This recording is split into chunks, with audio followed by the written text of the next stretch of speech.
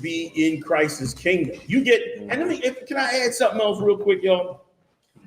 You should be jealous over what these nations have that you do not have. Your sight is too small. Like you should be, jealous. Like you don't have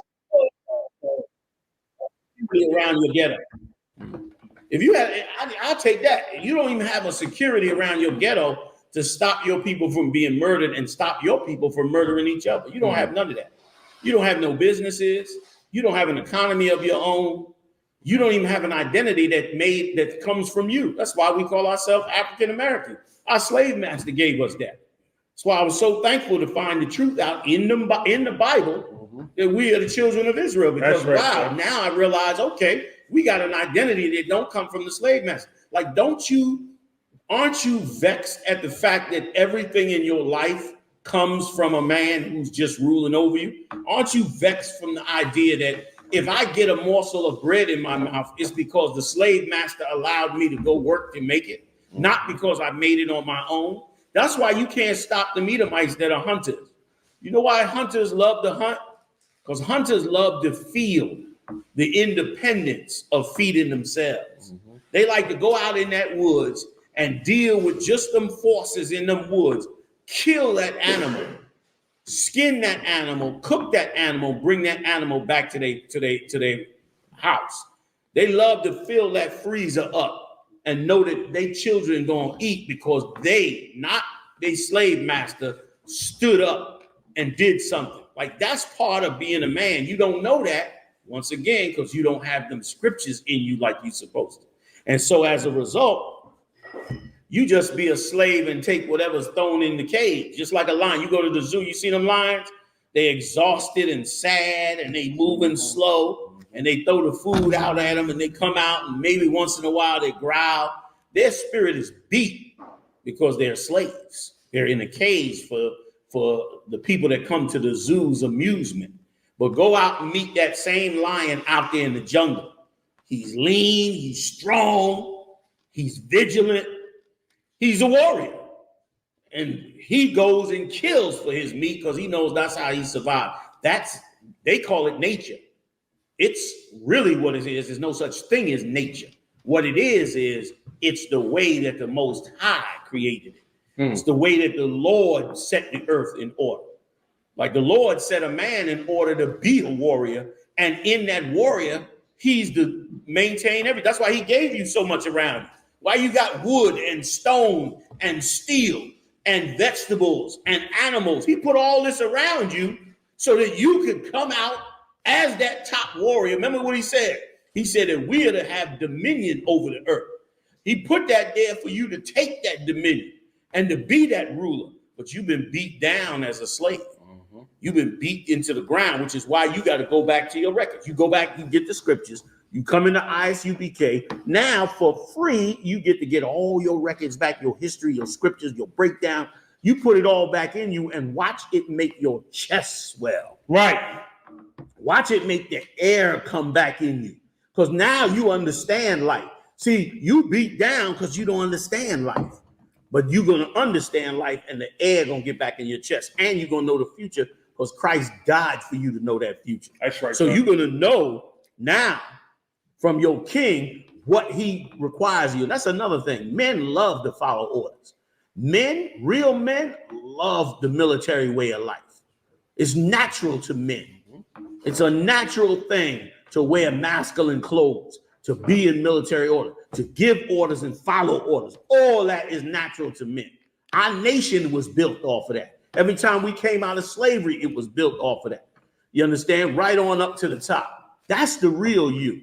But they beating it down.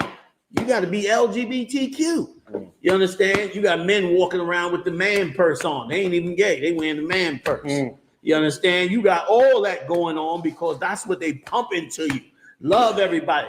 No animal loves everything that comes next to it unless it's beat and trained that way. A dog, you see that nice little dog, and I'm going to get up off it now. You see that nice little dog loves everybody because he's been breeded into that. Now go find that same dog in the woods before he been breeded from a wolf down to a Chihuahua. That damn dog is out there in them woods. They call him a wolf. And that wolf will tear you and rip you to shreds in a minute and team up with the other wolves to tear you apart. That's right. And the same go for other animals. That's the nature of men. I'm not telling you to go out and be violent. I'm telling you the nature you're supposed to have so you can go forward in this evil world. The Lord is trying to give it to us in them scriptures. So we ain't to worry about none of this war. Breathe it in and be jealous. Be jealous that you don't have what they have. I'm not sad for no Palestinians. For what? The Palestinians got rockets. Mm-hmm. The Palestinians got tunnels. Yep. The Palestinians got AK-47. You think the Palestinians are saying, I need to get a gun permit? The Palestinians ain't getting no gun permits, man. You think the Palestinians are saying, well, we can't modify that gun to make it automatic. Mm. They're using automatics. Mm-hmm. They free. Even though they in that prison in Gaza, they more free than a black man, a black woman in this country. And brother, so I don't feel bad for them. They using everything at they means. Who knows what's in them tunnels? Them Israelis might go down in them tunnels, brother, and find things that you never even could imagine that these Palestinians got. They done had 20, 30 years to work on this. What did you do for 20, 30 years? You got high because that's what you was taught to do. Right? You became, different sexual orientations because that's what you was taught to do. You became a lover of all nations. You became a lover and not a fighter for all nations. Why? Because that's what the hell you was taught. You became subservient to your woman because she took you to child support court, or she exercised all the power of America on your neck, and it broke you and made you now humble down and get up under her. That's what you suffered here. That's what you did. You know what they did for 20, 30 years? Built tunnels, rockets, imported weapons. Oh, the Palestinians going to be fine. They're going to be just fine. I guarantee you that the Palestinians ain't losing 350,000 babies a year, but your black ass is, excuse my French. You losing between blacks and Latinos, losing 350,000 babies. When I see them little babies wrapped up in them towels and they run into the ambulance with them and all that, I ain't feeling no kind of way. I know them Palestinians is going to get it on. Them Palestinians is going, and they look lean. Yep. Them Palestinians ain't over here eating pork and what black people eat lately these days? Popeye's chicken. Ain't nobody eating no Popeyes and all that. They over there, brother, halaling it up. They over there eating lean lamb and fresh killed and all that. That's what they live. That's how they living. You can't even figure out your diet. 30 years old, you impotent, back hurt, can't lift nothing, work 10 pounds. You done. They over there 70, running through the desert, breathing dust, running through the desert with 2 babies on their back. Wake up, man. I ain't feeling bad for them. They ain't losing what you losing, and which is once again why you need to be jealous over your nature. Because just the abortion clinics alone, you could never have them abortion clinics in power. You think you could set up abortion clinics in Gaza with all the power the Israelis got? Do you think that you could go over to Gaza and tell the Israelis a woman has to have a right to choose? We're going to set up abortion clinics in Gaza. Try it. Try it. Try it. Do you think you can go to Gaza and make the Palestinians believe in the Israelis' doctrine of Judaism? Listen, go over there and say, listen, Gaza, we setting up a synagogue, man, in Main Street. Okay? Y'all got to accept Judaism, and you got to learn about Judaism, because you can't be a racist against us. You try it. It ain't going to happen. But you worshiping the God of your slave master. You a Christian. You dressing like him. You talking like him. You thinking like him. Like Muhammad said, you a warmonger like him. You understand? That's who you are. You doing that. I ain't mad. I ain't sad for no Gazans. Oh, they going to get theirs. They going to get their revenge. I ain't mad at them. I ain't sad for them Israelis that they got hostage in them tunnels. They got all them Israelis hostage in them tunnels. How many black men and black women are in prison wrongfully? Just based on their race, locked up in cages. killed in abortion clinics. How many black men been shot to death just because they black? I mean, that brother was selling, what's his name? Gardner? Yeah. Was selling Lucy cigarettes in New York City. Something as common as a trans pass, common as a Metro card. He's selling Lucy cigarettes on the corner. And they come up and jump on him and choke him to death and go home unscathed. I ain't worrying about the Israelis, man. Them few people, what they say, they got 200 of them down there. They got 2 million of you in prison. Right. They mad over 200. Like 200, the world got to be like, they got to have a full, connection fit. I ain't mad. I ain't feeling sad for them. I had 2 million brothers. And we got brothers coming in here all the time that done did major time in prison. Many who are innocent and many who actually did the crime, but are still better than you because they did the crime out of what they believed was necessity. Just like many sisters kill those babies because they believe it's a necessity. Why? Because of years and decades of propaganda and brainwashing that forced them into thinking this way and made them become criminal. You doing it every day on the radio, forcing and pushing and propagandize them every day and teaching racism. Turn on the 6 o'clock news in any country. It's a propaganda machine of racism against us. Oh, I ain't feeling bad for them. They ain't get a taste of what we tasted. I need you to be jealous over your nation. I need you to be jealous over what they have that you don't have. And I need you to be talking about it and listing it. You should be running lists. You know what?